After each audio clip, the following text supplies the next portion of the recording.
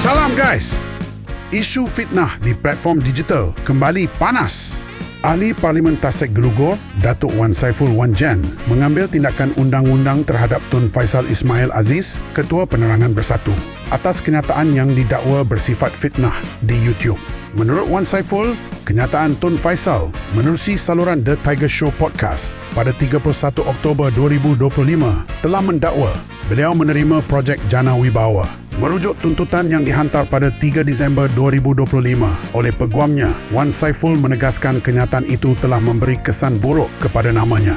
Dalam LOD, Wan Saiful menuntut Tun Faisal perlu menarik balik kenyataan fitnah tersebut, membuat permohonan maaf secara bertulis dan video penyataan maaf, memberi jaminan untuk tidak mengulangi fitnah yang sama.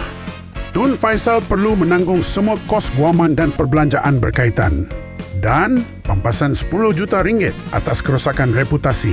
Wan Saiful berkata, "Saya tegaskan bahawa saya memelihara dan mengekalkan segala hak saya di bawah undang-undang berhubung perkara ini tanpa sebarang prejudis." Beliau juga memberitahu pihaknya sedang meneliti surat jawapan balas Tun Faisal yang diterima pada 12 Januari 2026 sebelum menentukan langkah seterusnya. Jika tuntutan tidak dipenuhi, tindakan undang-undang selanjutnya akan diambil. Saman ini mencetuskan perbincangan luas tentang fitnah di media sosial dan platform digital, serta bagaimana ahli politik mempertahankan reputasi mereka melalui sistem perundangan. Teruskan bersama kami untuk perkembangan terkini. Jangan lupa subscribe, like dan share politico.my.